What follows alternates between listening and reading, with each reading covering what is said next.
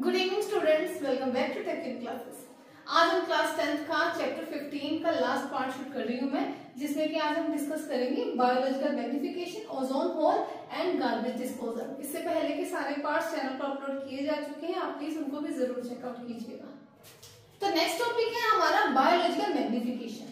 It is a phenomena that explains the increase in concentration of harmful chemicals like pesticides, fertilisers in each trophic level. जब pesticides, fertilisers जैसे harmful chemicals accumulate होना शुरू हो जाते हैं trophic levels में, उसको बोला जाता है बायोलॉजिकल मैग्निफिकेशन।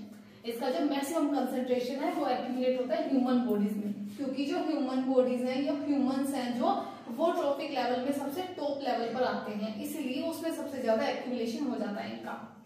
एग्जाम्पल से समझते हैं इसके। ग्रास को उगाने के लिए इस पर डाले गए पेस्टिसाइड्स एंड फर्टिलाइजर्स। ठीक है, अब इसको खाया गोट ने। गोट को तो बताया नहीं भाई किसी ने कि इसको वॉश करके खाओ अच्छे से बेकिंग सोडा वाटर में, ताकि कोई पेस्टिसाइड और फर्टिलाइजर्स ना आए। उस बेचारी को तो अब कुछ मालूम नहीं था ऐसा, तो उसने तो ग्रास को एज इट इज कंज्यूम कर लिया। चलो उसने कर लिया, अब उसको मान लो गोट को कंज्यूम कर रहा है ह्यूमन।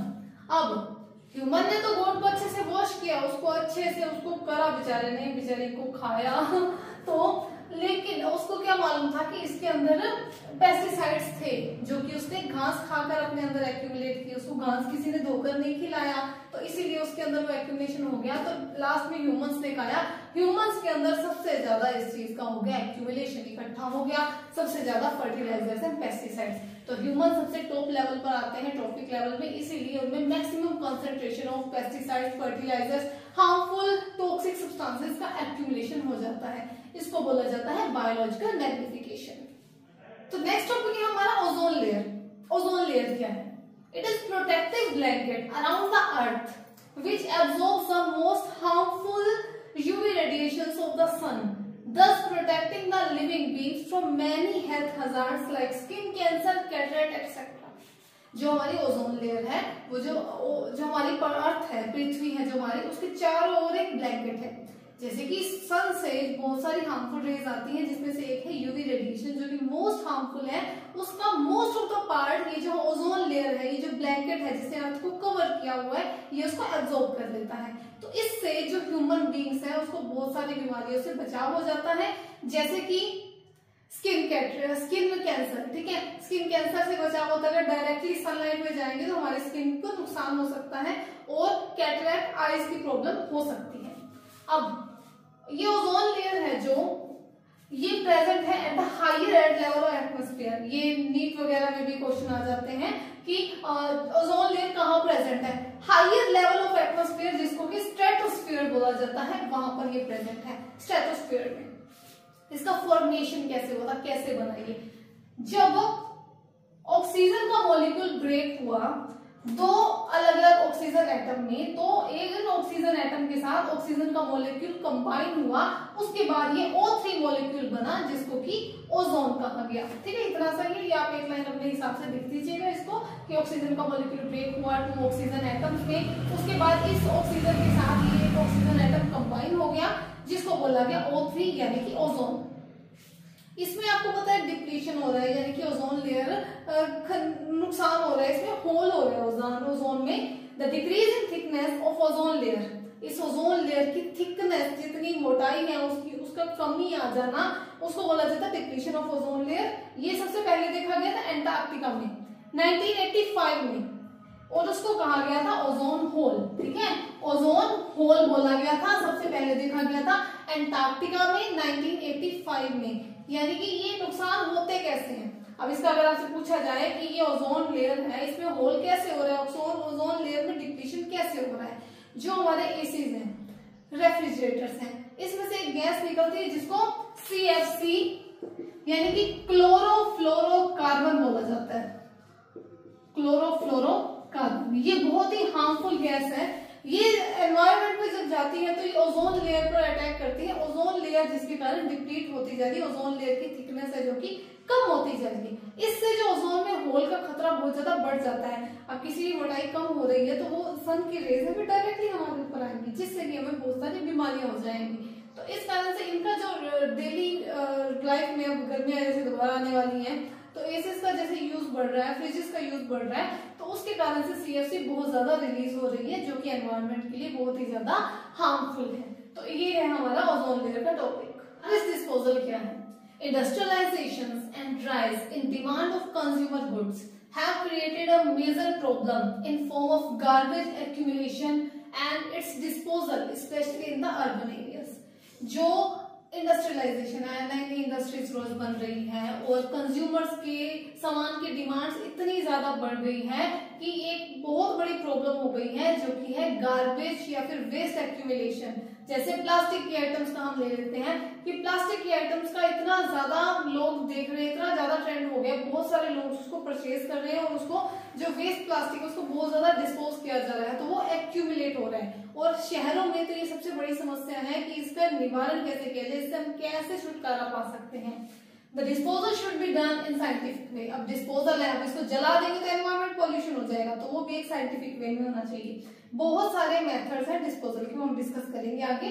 सबसे पहले हम पढ़ लेते हैं कि गार्बेज कौन सा होता है, किन किन तरह का गार्बेज होता है। एक होता है बायोडिग्रेडेबल, एक होता है नॉन बायोडिग्रेडेबल। आपने सुना होगा, ऐड बहुत आती थी पहले तो कि नीले वाला सूखे कचरे के लिए, हरे वाला गीले कचरे के लिए जो आता था ना, तो उस हिसाब से हम इनको पढ़ेंगे कि गार्बेज दो तरह का होता है, क्या है इनकी टाइप्स। तो गार्बेज की टाइप्स क्या है? गार्बेज दो तरह का होता है, biodegradable and non biodegradable. Biodegradable substances that can be decomposed by the action of microorganisms are known as biodegradable substances।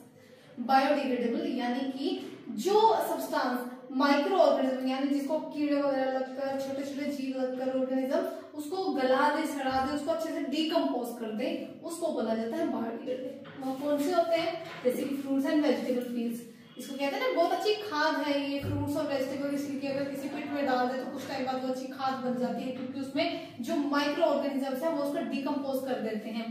Cotton, paper, डंग यानी कि काउ डंग हो गया, जूट, इन सभी पे माइक्रो ऑर्गेनिजम्स के एक्शन से इनको डिकम्पोज करना आसान है, इसको खाद बना सकते हैं, इसको और भी यूज में लिया जा सकता है।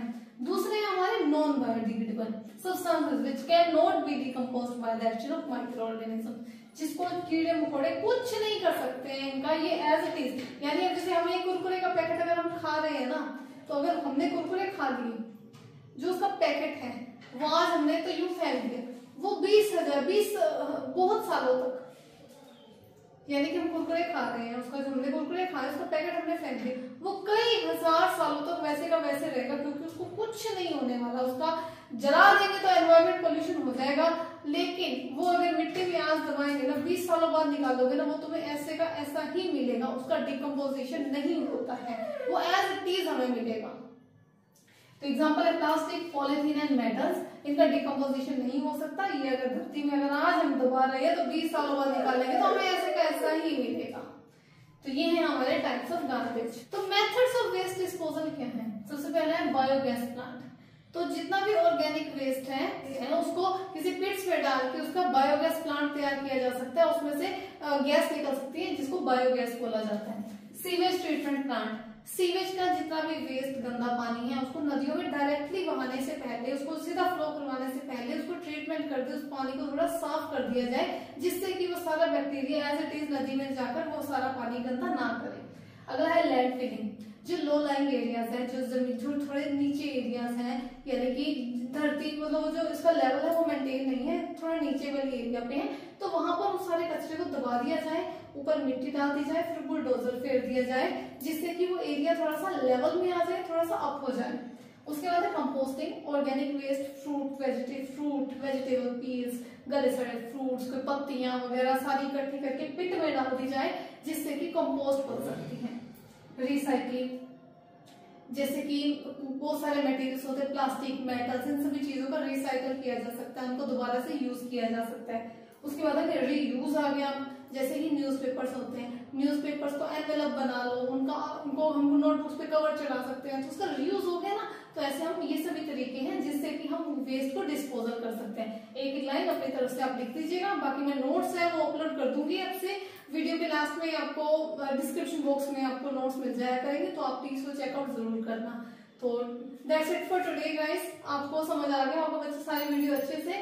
कुछ भी डाउट है तो आप कमेंट कर सकते हैं, मैं उस पर वीडियो जरूर बनाऊंगी। कोई भी आपका टॉपिक है जिसमें आपको प्रॉब्लम लग रही हो, ठीक है। तो अब मिलेंगे अगली वीडियो में, तब तक के लिए बाय, गुड नाइट।